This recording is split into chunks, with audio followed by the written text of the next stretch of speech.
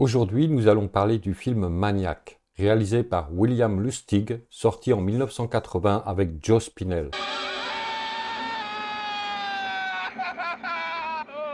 Pour bien comprendre ce film, sa singularité, son ambiance unique et ses particularités, il faut nécessairement parler de l'acteur Joe Spinell, sans qui le film n'existerait tout simplement pas. Vous allez aussi découvrir comment ce comédien a détourné des milliers de dollars de la trilogie Le Parrain de Francis Ford Coppola et l'amena à produire le film Maniac. Bienvenue dans un nouvel épisode de Kiffe un film.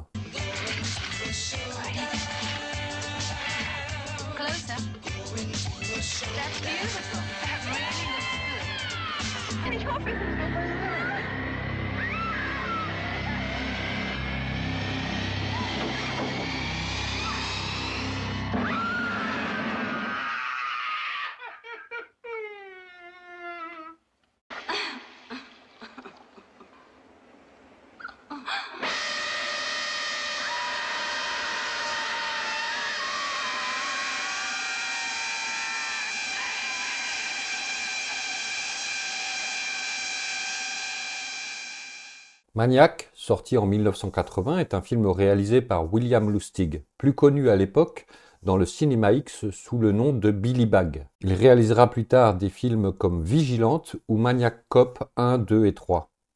Maniac est son premier long métrage. Le scénario est écrit par le comédien Joe Spinell lui-même.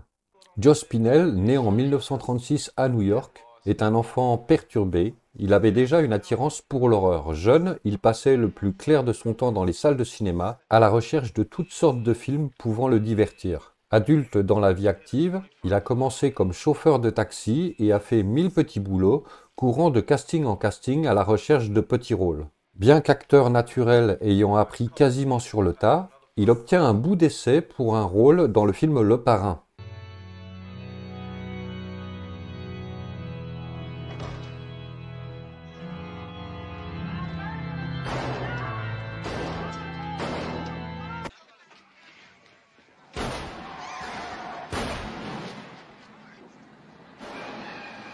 En raison de sa large corpulence et de son physique particulier, il enchaînera les rôles de truand, de brute épaisse, de voyou ou de flic pourri.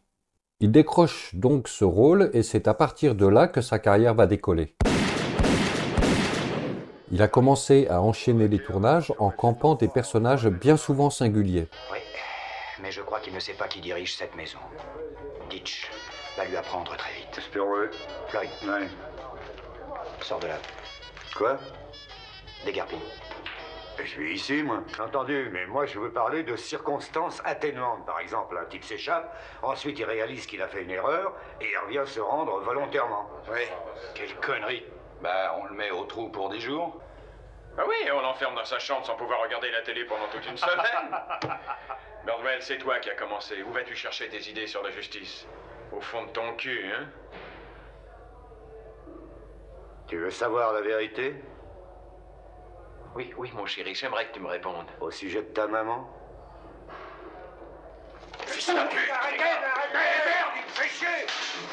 Joe Spinell n'a pas peur de se confronter à des noms tels que Francis Ford Coppola ou William Friedkin, en les convainquant qu'ils avaient besoin de lui pour étoffer un rôle dans leur film. Il arrivera à endosser une multitude de rôles. Alors tu ne lui as pas cassé le pouce comme je te l'avais dit. Comment vous savez que j'ai pas cassé? Je suis renseigné. Est-ce que je t'avais confié ce boulot ce matin, oui ou non, hein? Alors Ouais. pourquoi tu ne lui as pas cassé le pouce comme je te l'avais dit? Quand toi tu fais pas ce que je te dis, Rocky, tu me fais passer pour un connard. J'ai pensé qu'avec le pouce cassé, le gars il pourrait rien foutre et forcément c'est pas en Oh, travaillant j'y pas penserai. qu'il C'est pourrait moi me ici qui rembourser. pense. Est-ce que c'est bien compris? À partir Ouais. d'aujourd'hui, je pense et tu obéis. Ouais. Tu sais, les clients, ils vont s'imaginer qu'on prête des ronds à fond perdu et qu'on va laisser courir. Ouais. Alors maintenant, fais ce que moi je te dis, ok? Parce qu'autrement, c'est mon image de marque qui va dérouiller. T'as compris? Tu t'es mis ça dans ta petite tête, oui? Pour Joe Spinell, il n'y a pas de petits rôles. Il acceptait en général toutes les propositions et adorait travailler ses personnages. Il faisait partie de ces comédiens très à l'aise sur un plateau de tournage, tant avec les comédiens qu'avec les techniciens. Conscient d'avoir un physique particulier, il apprit vite à en jouer, il savait rendre n'importe quel rôle inoubliable. Et les réalisateurs l'engageaient aussi pour ça. These are my spokesmen. First of all, being the first Godfather, I have this to say. The Godfather was nominated for the Best Picture and won, but the director, Bob Fosse of Cabaret, won. That's bullshit. You cannot have the Best Picture unless the director is also nominated. Who made the picture? Somebody's mother? The director. This man made yours. Are you kidding? Who's kidding who around here? Les temps morts des tournages et les très longues heures d'attente entre les prises lui ont permis de côtoyer énormément de petits comédiens, bien souvent en marge, dont la carrière ne décollait pas. Il avait beaucoup d'amis comédiens qu'il essayait d'aider. C'est ainsi qu'il rencontre un comédien encore inconnu dont personne ne voulait. Ils devinrent vite amis, allant jusqu'à partager leur quotidien. Joe Spinell essaya de placer Stallone dans Le Parrain, puisque Coppola cherchait des acteurs italiens. Mais au regard de sa bouche tordue, Coppola l'envoyait balader en ne voulant même pas de lui comme figurant. Personne ne voulait donner sa chance à Stallone. Mais Joe Spinell le soutenait régulièrement en lui donnant de l'argent pour payer ou son loyer, son essence ou nourrir sa famille. Écoute, Rocky, si je t'ai fait venir ici, c'est parce que je voulais savoir si t'as un peu de fric pour tes frais d'entraînement. Ouais, j'ai quelques dollars. T'as rien de plus. Alors tiens, mets ça dans ta pogne. C'est quoi? 500 $, mon vieux, je te les donne de bon cœur. Jusque-là, t'as jamais eu beaucoup de chance. Mais je crois que cette fois-ci, la chance va se mettre de ton côté. C'est pas ton avis? Peut-être bien. Peut-être bien. En tout cas, merci pour le pognon, c'est vraiment chouette. T'en fais pas pour me le rendre. Un de ces jours, ok? Spinell croyait en Stallone. Lorsqu'un jour Stallone l'appelle, lui annonçant qu'il écrivait un projet de scénario sur la boxe, et que ce projet, s'il se monte, aurait besoin de comédiens. Bien évidemment, tout le monde se moquait du scénario de Stallone, sauf Spinell. Et puis, 12 nominations aux Oscars pour Rocky.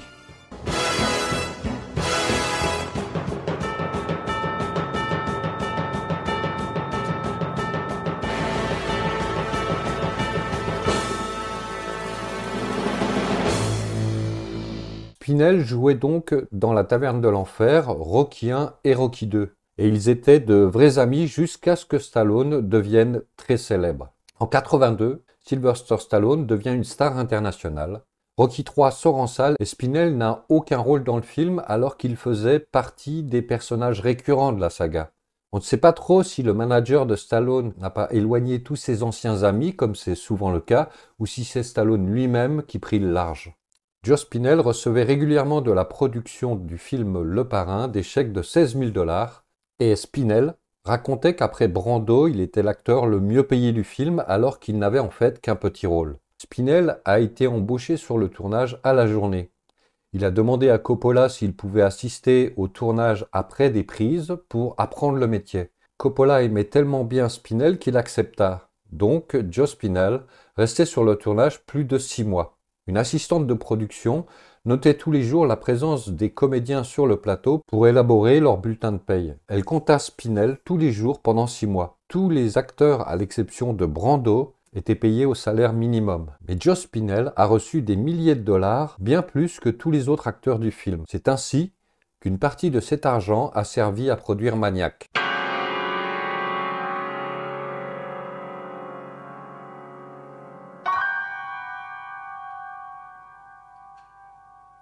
Après avoir étudié la psychologie de la plupart des tueurs en série, Joe Spinell développe le personnage complexe de Frank Zito pour le film Maniac, personnage fortement inspiré de la vie de Ed Gein. Ed Gein est un serial killer américain, martyrisé toute sa vie par une mère autoritaire et un père absent, qui dans les années 60 choqua l'Amérique. En effet, on retrouve chez lui des abat-jours, des rideaux, des gants et même des draps faits de peau humaine. On y retrouve aussi des morceaux humains, dans des bocaux, des têtes coupées et des gants ou des gens éventrés. Le tueur se décrit lui-même comme nécrophile. Ed Gein confectionnait des masques de femmes à partir de peau humaine, des masques qu'il maquillait de fard à paupières et de rouge à lèvres. Il avait même un costume entier fait de peau qu'il portait.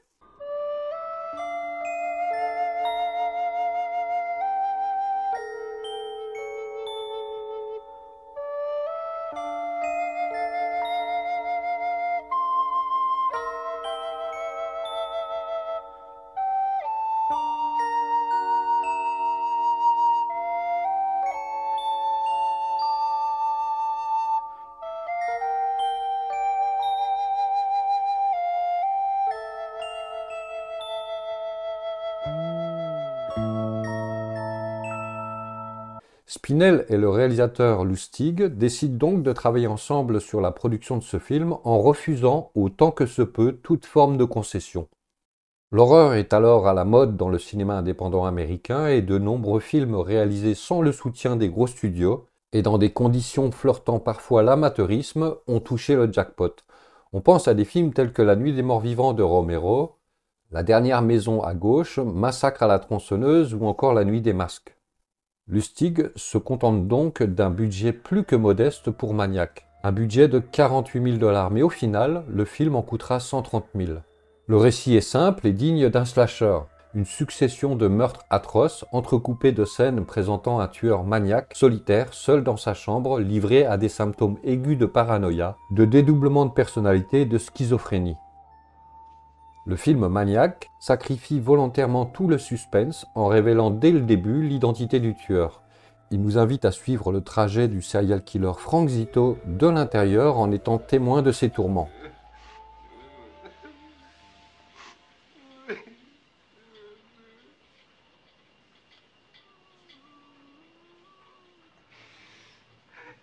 C'est ce qui fait la particularité de ce film.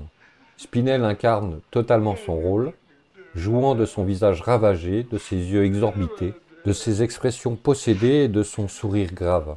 Il habite le rôle, il le possède et le développe, allant même quelquefois jusqu'à inquiéter les membres de l'équipe de tournage. I didn't mean that. I didn't mean it that way. It's just that they don't know when to stop. They never know when to stop. That's why they have to be stopped.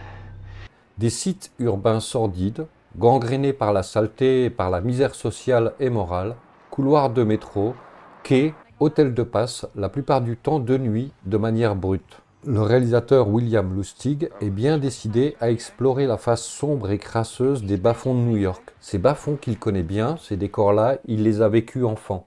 Il est né dans les pires quartiers du Bronx.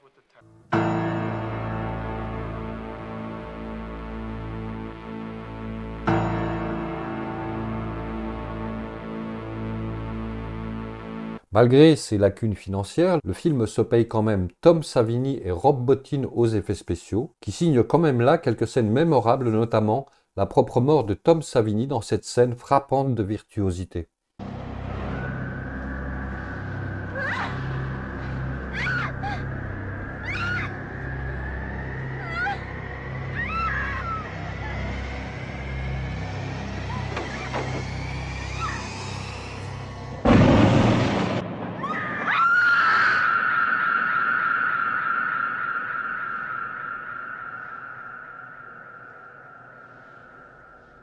Le film nous montre multitude de scalps, décapitations, coups de couteau sanguignolants qui feront même réagir Lucio Fulci 2 ans plus tard dans son film L'Éventreur de New York, proche de Maniac à bien des égards. Lustig soigne sa réalisation, de longues séquences de meurtres maîtrisées et savamment élaborées, soutenues par des mouvements de caméra et des cadrages variés et efficaces.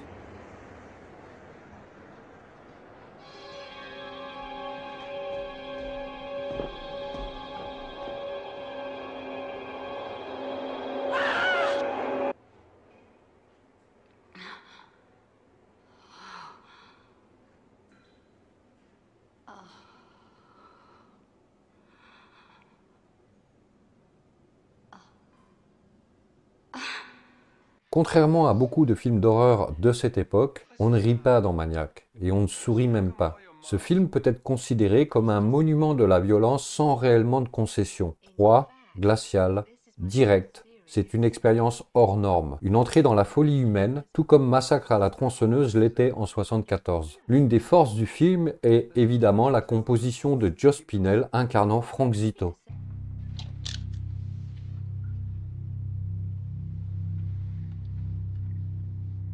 You're mine now forever.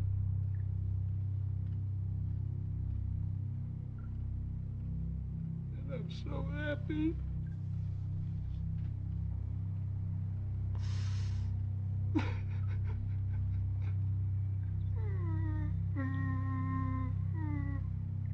victime d'une mère possessive à la Norman Bates, l'interprétation de Spinell dans ce film est assez hallucinante. L'autre point fort est son ambiance. Il respire le sordide, le plaisir de voir un film sans concession qui n'accorde aucune consensualité au public, aucun répit, aucun repos, ni l'ombre d'une note d'humour lui permettant de souffler.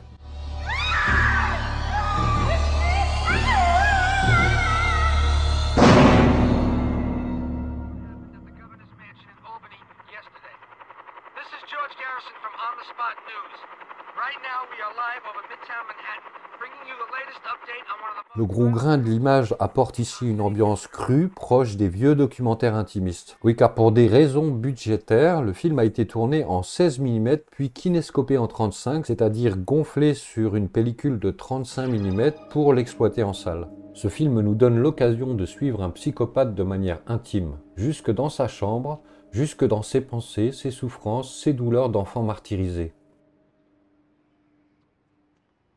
C'est l'une des plongées les plus vertigineuses dans l'esprit d'un fou que le cinéma ait proposé.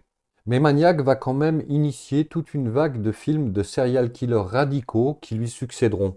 Schizophrénia en 83, Henry Portrait d'un serial killer en 86, Pulsion de Brian De Palma, Ténèbres de Dario Argento, Vendredi 13 de Cunningham. Alors que parallèlement, un autre réalisateur new-yorkais se distingue dans l'horreur et le thriller urbain en proposant L'Ange de la Vengeance.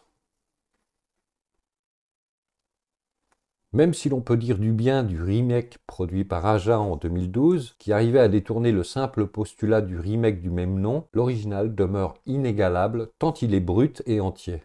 Ce film tourné à la sauvage, sans autorisation, sans assurance, sans réelle préparation, étonne encore aujourd'hui les professionnels. Il faut aussi noter le choix de la musique du film composée par Jay Chataway qui apporte une ballade presque romantique au film et révèle un côté assez mélo, triste et doux à la fois.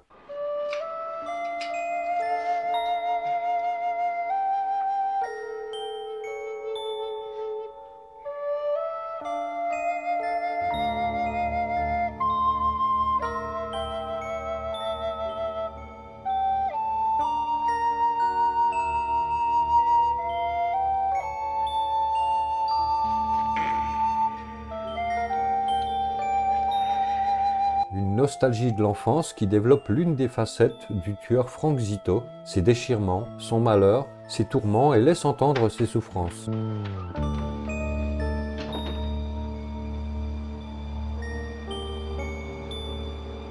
Comme l'histoire d'un vieux conte, d'un pauvre gars, d'une victime qui subit injustement ses psychoses, brisé par une mère aussi tordue qu'il ne l'est à présent. C'est aussi ce que les critiques ont reproché au film.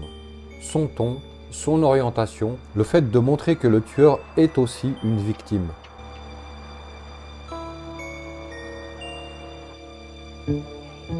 Un homme qui n'a jamais eu de chance, qui n'a jamais suivi de soins psychologiques, qui n'a jamais été soigné, un meurtri invisible, ignoré du monde, qui vit reclus, finalement réduit à vivre sa folie. L'horreur est psychologique.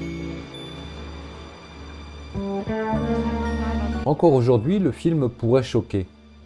Les chiennes de garde montraient encore au créneau, enragées devant la moindre miette de sentiment de compassion pour un homme. Et je mesure mes mots, fut-il malade, fut-il aussi victime et détruit, car bien souvent, derrière un Ted Bundy, se cache une femme, une mère possessive, castratrice et violente.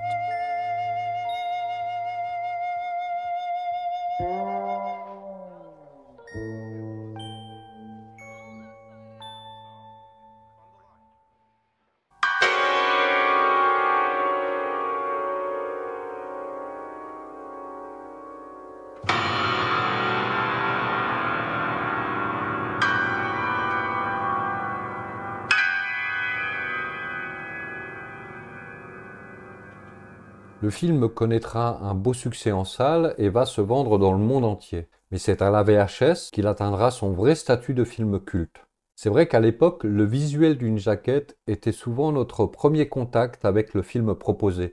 Et il faut dire que l'affiche du film avait de quoi appâter les visiteurs du rayon horreur. Aux États-Unis, chaque projection en salle créait un lot de manifestations reprochant au film sa violence crue. Christine, the movie is Maniac. A man who hated his mother goes out and kills women. Besides the billboard, the picture is also advertising as the movie the LA Times wouldn't run ads for. All I can say is that when you talk about violence towards women and brutality, this just typifies it, and I think that it is shocking, and it contributes to the injury of women. This is Metro News with Charles Rowe, Gil Stratton, and the entire Metro News team. Into another controversy tonight, this time the advertising for a newly released horror film. And as Channel 11's Judy Bloom reports, the battleground is a billboard. This visually violent and sexually explicit poster for a new movie called Maniac is arousing a great deal of anger within the women's community in Los Angeles. Terribly unusual. This is violence. This is brutality. This is something that we subjugate people to almost daily. With the help of her colleagues, white paint, and a roller, this mother of 2 young children made the Maniac advertisement disappear. I'm sitting in my office all day long, and it just faces me, stares at me into the window, and I just can't take this. I think it's sick, it's perverted, and I just want to stop things like that. The Los Angeles Times' refusal to carry any advertising for a film called Maniac. The Times states, and we quote, "The film has no socially redeeming value whatsoever, and it is our duty to the community we serve not to encourage even indirectly such violence," end quote. Yeah, I'm going to be scared to walk out at night, really, now. Do you think it was unfair to women? Yeah, I did.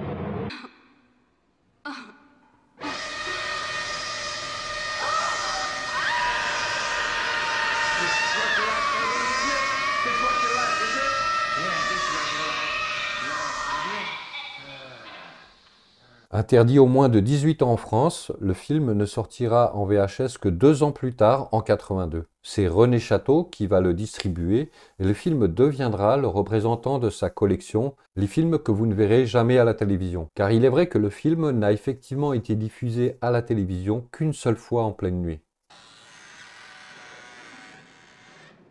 Why do you do these things? I don't understand. Why you do these things? Mais Maniac restera totalement interdit en Finlande, en Australie et interdit aux mineurs en Allemagne, en Nouvelle-Zélande, en Argentine, en Italie, au Portugal et au Chili.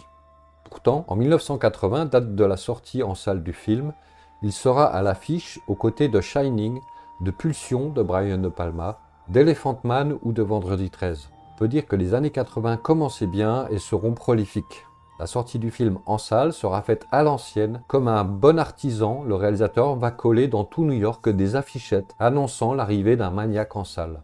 Alors en conclusion, il ne faut pas oublier que Maniac est le premier film d'un jeune réalisateur, qui plus est un film complètement fauché, issu de la réduction où la valeur ajoutée humaine va compenser les lacunes financières du film. Un film autoproduit, loin des grandes majors et de l'industrie du cinéma. Rares sont les films qui ne font aucune concession avec le cinéma et avec le spectateur. De l'horreur brute, des images vraiment marquantes, une photographie poisseuse, un psychopathe siphonné qui scalpe ses victimes en mémoire de sa mère, bref, tout ce qu'il faut pour qu'un petit film résonne au milieu des années 80. Rarement un film n'aura été aussi loin dans l'horreur graphique et psychologique, surtout qu'il est arrivé par la petite porte, la plus légitime. En conclusion, Maniac reste un film unique et demeure inégalable tant il montre une époque, une ville, une pathologie avec une singularité que beaucoup essaieront de copier par la suite.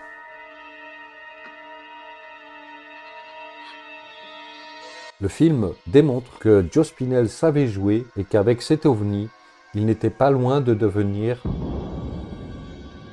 le roi de l'horreur.